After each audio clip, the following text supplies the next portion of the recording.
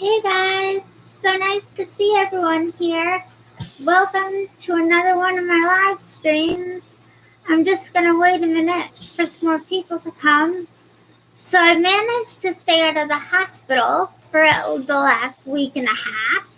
So that's a bonus, although I am currently running IV antibiotics for another infection.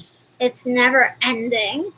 We last left Destiny in chapter 18, where she was starting to have that live wire of energy feeling, along with severe agitation and a return of her hallucinations.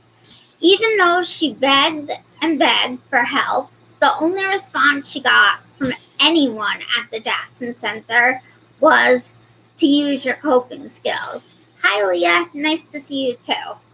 Part of Destiny's problem was a condition called akathisia, a side effect from her Haldol that could have been treated by a medication called cogentin, a little white pill once or twice a day that would have completely eliminated her live wire of energy feeling and cut way down on the agitation.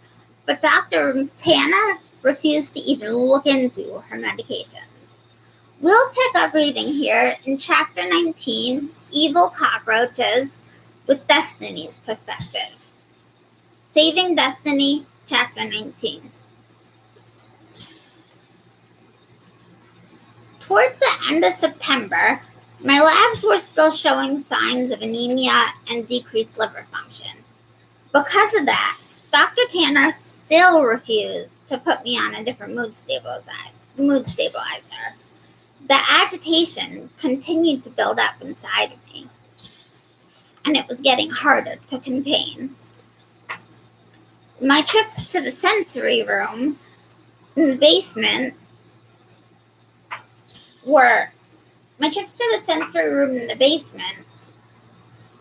were growing more and more frequent. My jumps on the ball were getting wilder and wilder and more out of control. The worst part was that the voices were starting to pick up again. I tried talking about this with Aliza. You just need to use your coping skills, Aliza continued to assure me. I knew she meant to be helpful, but I felt like she was minimizing the out-of-control feelings that I was fighting against so hard. On Tuesday, a few days after I tried to reach out for help from Aliza, hi Jerry, hi Elaine, my spiral away from any sort of peace I might have been hanging on to became a tornado. I was in my room alone, looking at a book that I was unable to concentrate on enough to read. The room began to grow thick and melt into itself. Failure, the bad man hissed in my ear. Go away, I whispered back. Destiny, destiny, destiny, the bad man chanted. Just then, a giant cockroach appeared on my wall. It was disgusting. The black shell was glistening. It had multiple eyes. It was bigger than a deck of cards, and it was crawling down the wall towards me. I immediately picked up my hardcover book and flung it at the spot on the wall where the monster cockroach was sitting. The book made a loud thwacking noise as it hit the wall, and then I couldn't see the cockroach anymore. Before I had a chance to get close and look what had happened to the mega cockroach, I heard staff running down the hall toward my room. They're after her, the storyteller hissed in my ear. I picked up that same book and held it out in front of me like a shield. Put that book down now, Penny ordered. She's going to kill you, the bad man warned. I kept my sweaty grip on that book as if it were my life preserver, keeping me alive. Come on, Destiny. Put down the book, Penny urged me. Why don't you tell us what's going on? Urged Chris, a staff that usually worked at the boys' house, but happened to be over at Sharon House talking to Penny. They were good buddies. My hands shook, but I continued to hold the book in front of me for protection. If you can black yourself out, you can wake up. And this all will have been a dream. The bad man's voice was smooth, like melted chocolate. I did the only thing that made sense to do at the moment. I took the book I was clutching and smashed it against my head as hard as possible, several times. Then, everything happened very fast. There were suddenly hands all over me. The book was being wrenched out of my grasp. Hands grabbed my arms and legs. I was lifted into the air and then lowered onto the floor, where I was held face down and pinned like the loser in a wrestling match. Take some deep breaths, Chris was urging me. Have you seen the cockroach? I asked in a panic. I could barely hear Penny and Chris over the bad man laughing at me, and the storyteller narrating the way I was thrashing against their bodies that were literally on top of me and holding me down on the ground. You thought you were something special, trying to kill our cockroach. Now you see what happens to your destiny. Little girls who kill cockroaches are not very nice little girls. The bad man was still laughing as he spoke. I could no longer tell where I was. I was no longer aware of anything except for the fact that I had two bigger sets of bodies holding me down on the floor, and they weren't letting me get up. And there was a giant cockroach on my wall that was evil. And now I had the bad man all angry at me. The whole room looked kind of gray and misty. The mouths of the people holding me on the floor were moving. But now the storyteller was narrating how I was going to rescue the evil cockroach and bring him into the front yard so he could go free. But that this might change the world as we knew it in the process. The storyteller was so loud that I couldn't hear or process the actual words coming out of the mouths of the two people holding me down. A third person came into the room. I saw her kneel down next to me and felt the strong hands on my body roll me onto my side as Ida the nurse, who at the moment I didn't even recognize as Ida because I was so deep into what I would later realize was a psychotic episode, showed me a syringe full of peach-colored liquid. This is your PRN Haldol, she told me. I'm going to put it in your J-tube to help a little bit with your agitation. It will help you calm down so that they can let you out of the restraint. With the bad man and the storyteller protesting angrily, Ida injected the Haldol into my J-tube.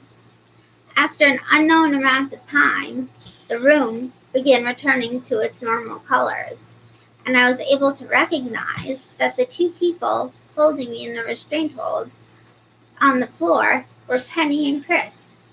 The bad man and the storyteller stopped laughing and yelling and carrying on. I just let my whole body go limp. When Penny and Chris let me out of the restraint hold, I glanced at my watch. It was almost 8 o'clock at night. I had been restrained for almost a full hour. Aliza brought up the episode the next day. She came to find me while I was in my American government class. I'm very concerned, Aliza told me. I need to know why you are throwing things, acting aggressive towards staff, and trying to hurt yourself. But I wasn't trying to hurt myself or being aggressive to anyone, I tried to explain. I was trying to stop the voices. Are you still hearing them a lot? Aliza asked me. Because if they're causing you to behave as unsafely as you have been, then I can't let you go on your home visit this weekend. Wait, no! I could hear the desperation in my own voice. Aliza just kept sitting there in her black office chair with a strange look in her eyes. They were trying to be gentle, but they were also challenging me. and there was disappointment in them. All I wanted, more than anything else, was to go on my weekend home visit and escape the rule-filled Jackson Center, where no matter how hard I tried, I was always getting myself in trouble. I'm sorry, but your safety is what's most important. If you can't come up with a better way to deal with the voices, then you can't go on the next home visit, Aliza insisted. I will meet with you again tomorrow. If you have a strong enough safety plan by then, we can talk about the home visit. Otherwise, you have to stay here. The rest of the day was difficult. When I got back to Sharon House, I went straight to my room to serve my consequence time. I sat on my bed and pulled out my black leather journal and one of my favorite writing pens. My plan was to come up with the best safety plan ever so that Aliza would let me go on my home visit. Thinking back to the day before, I wondered what I could have done differently. I had tried to reach out to Aliza, Dr. Tanner, and house staff to let them know I was struggling.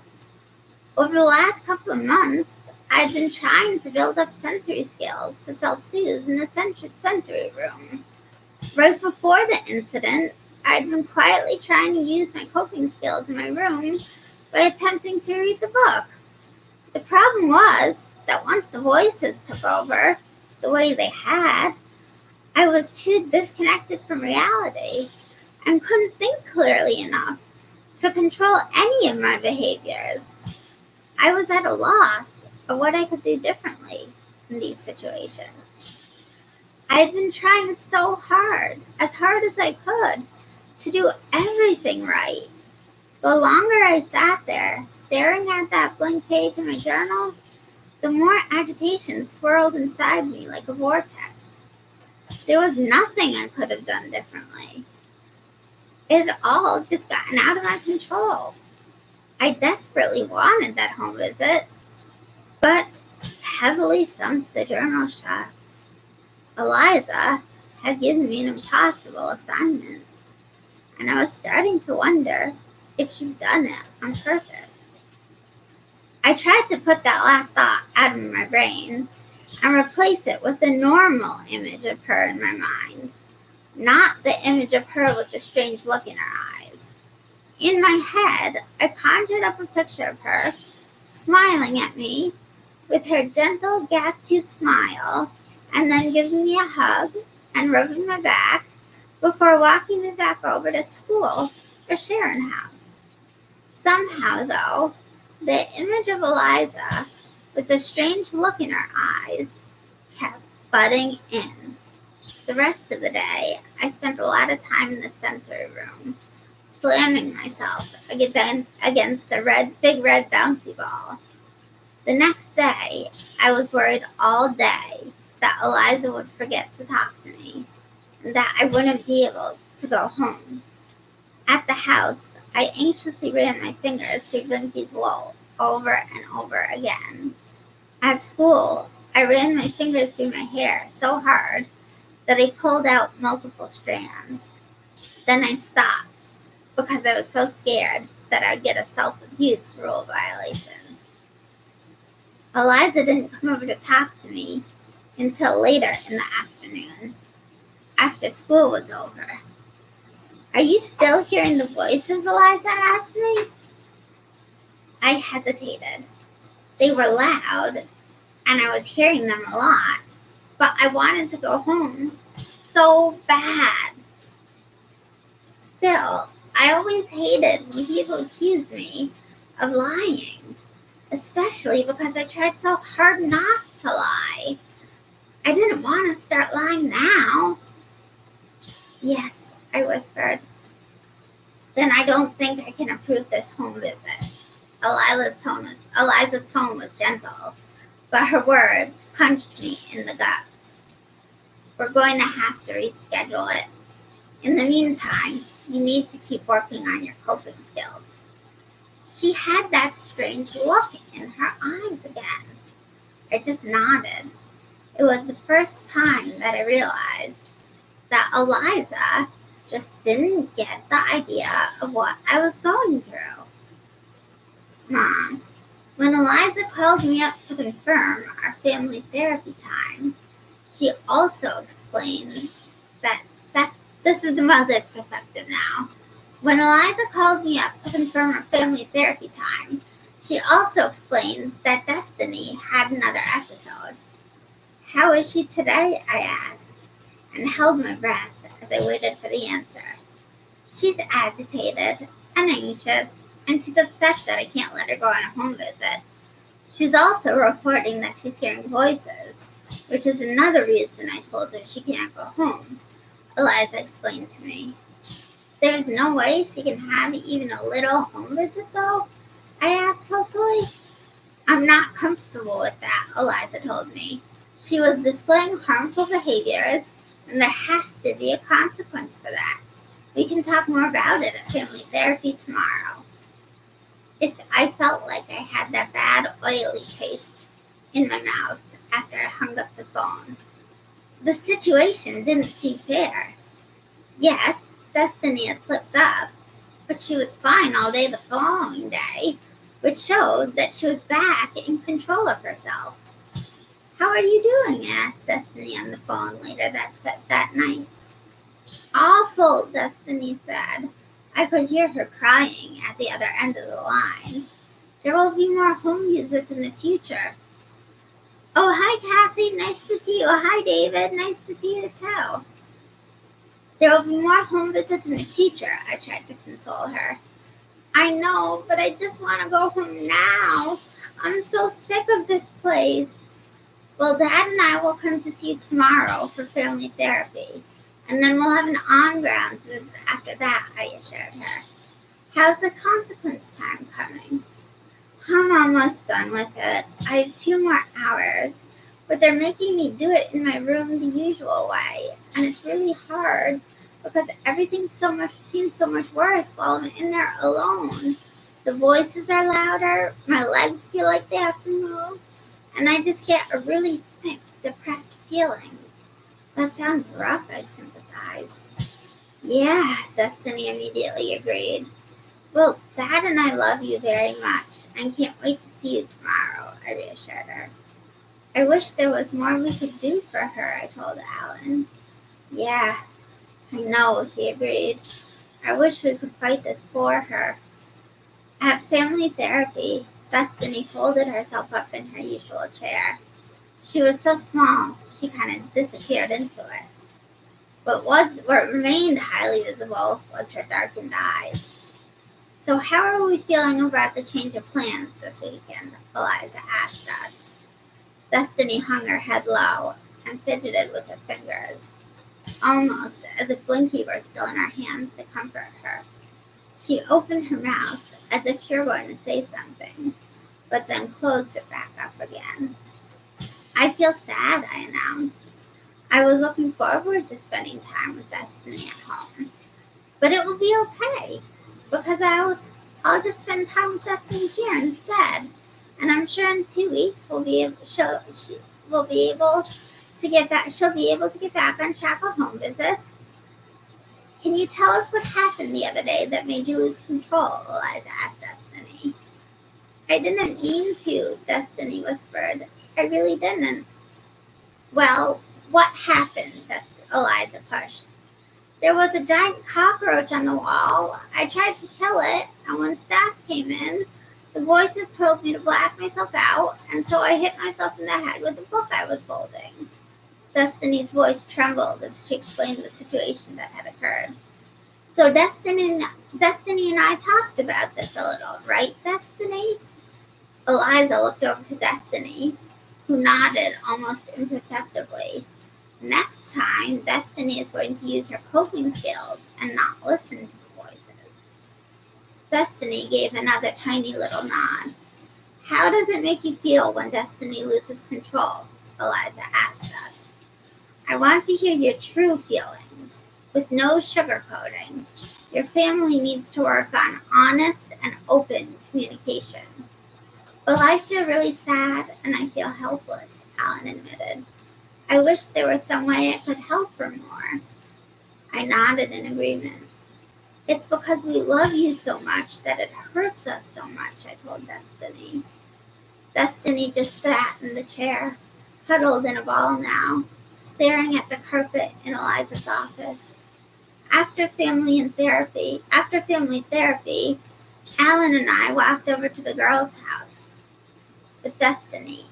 She walked slowly and dragged her feet along the sidewalk. This doesn't seem fair, Destiny complained. I've been fine for the last couple days since it happened. I've proven that I'm back in control. This isn't fair. I know it's upsetting, but you have to get your level 2 back first. You know the rules. Even though they do suck, I told her, throwing that last comment in after furtively glancing around to make sure no Jackson staff were around to hear me. But I am kind of worried about you, Destiny.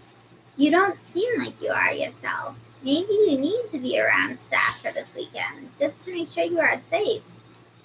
Destiny didn't respond. She just kicked the rock with the toe of her laid-up unicorn sneaker. It's just one weekend, I reminded her.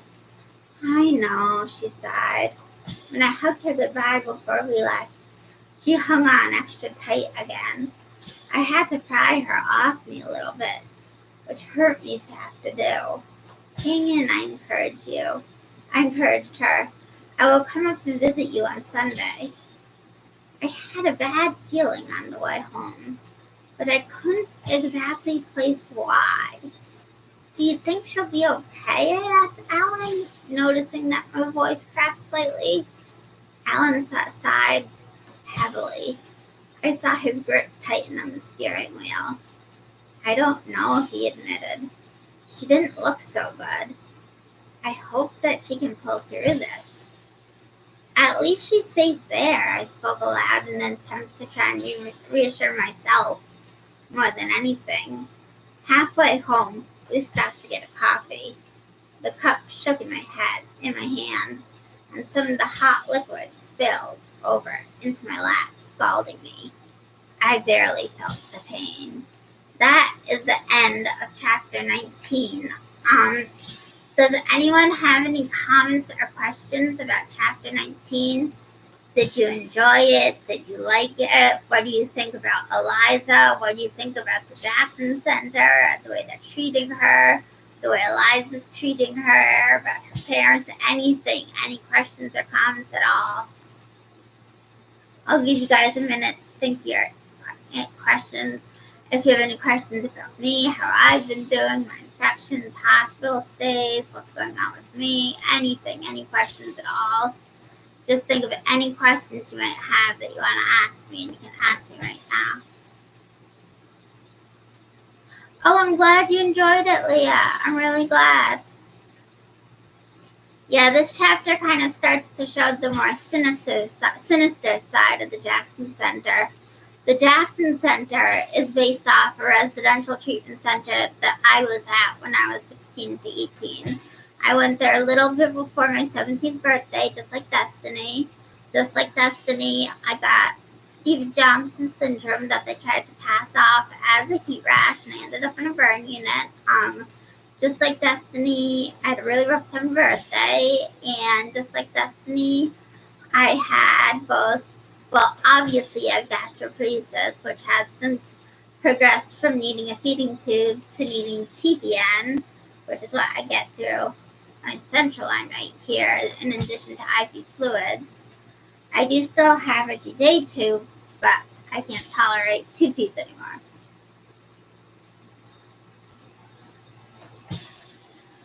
Most people would treat Destiny the way they treated her if they thought she had borderline personality disorder. That's the way you would treat a borderline personality disorder patient with behavioral restrictions.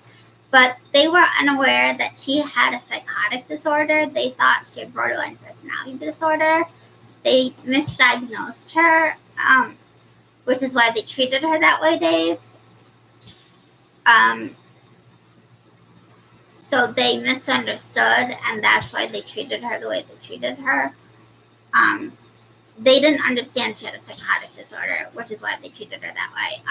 If they'd understood she had a psychotic disorder, it would have been more medication-based treatment, and it would have been more like different types of therapy they would have used. You like the Aliza, Kathy? See, Aliza misdiagnosed Destiny too. Aliza thought that Destiny didn't really have hallucinations, which is why even though she told Destiny that she needed to come up with a safety plan, you'll notice she didn't even ask Destiny for her safety plan before she said to stay at the Jackson Center. All she asked Destiny was if she was still hearing voices. As soon as Destiny said she was still hearing voices, she told Destiny she couldn't go on the home visit, which is kind of unfair because that's not what she told Destiny she would do. She told Destiny to come up with a safety plan, and if she came up with a good enough safety plan, then she could go on the home visit. Of course, Destiny couldn't come up with a safety plan because all Destiny had been doing was everything that Aliza told her to do. She'd been doing all that, and it hadn't worked because Destiny had a psychotic disorder, as I said before, not a behavioral disorder. So she could use coping skills till she was blue in the face, but until they adjusted her medications, she was not going to be able to alter her psychotic episodes. She has a biologically, chemically based disorder that needed medication to treat it. So that's something Aliza did not understand, and Aliza was accusing Destiny of making up symptoms. Aliza thought if she told Destiny she could only go on the home visit if she wasn't hearing voices, Destiny would suddenly change her mind and say, "Oh no, I'm not hearing voices," so she could go on the home visit. Because Aliza thought she was making up the voices, and if she said that she would couldn't go on the home visit if she wasn't hearing voices, Destiny would change her story. So Aliza actually was not the most helpful person in the world. She was actually traumatizing Destiny. But if I don't make that clear enough, I might have to change something. I don't know.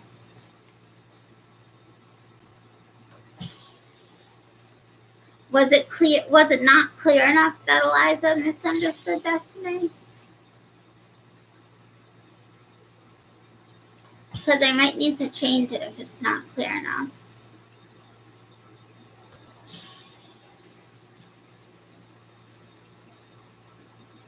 Because Aliza's the psychologist. Is it not clear enough that Aliza was not understanding what was going on with Destiny? Can someone else respond to that as well if you think it was clear or not that Aliza was? I just need to know from someone else if it's clear enough or not that Aliza was actually accusing Destiny of making up symptoms in like a passive-aggressive sort of way. Because I need to change it if it's not clear enough.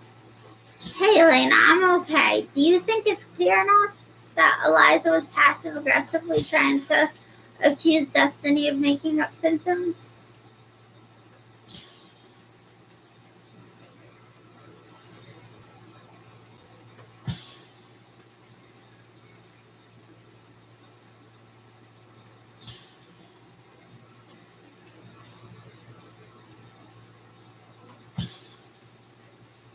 Well, I guess if no one else is going to respond, I'll get going. Thanks for coming to my live stream, everybody. So glad you enjoyed. Oh, you do think it was clear, Dave?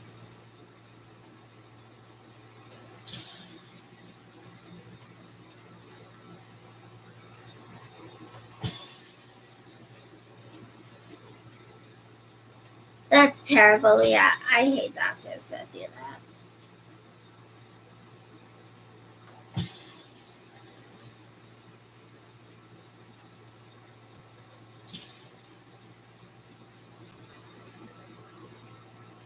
Alright, well, I'm going to get going for now. Love all you guys. Thank you so much for coming to see my live stream.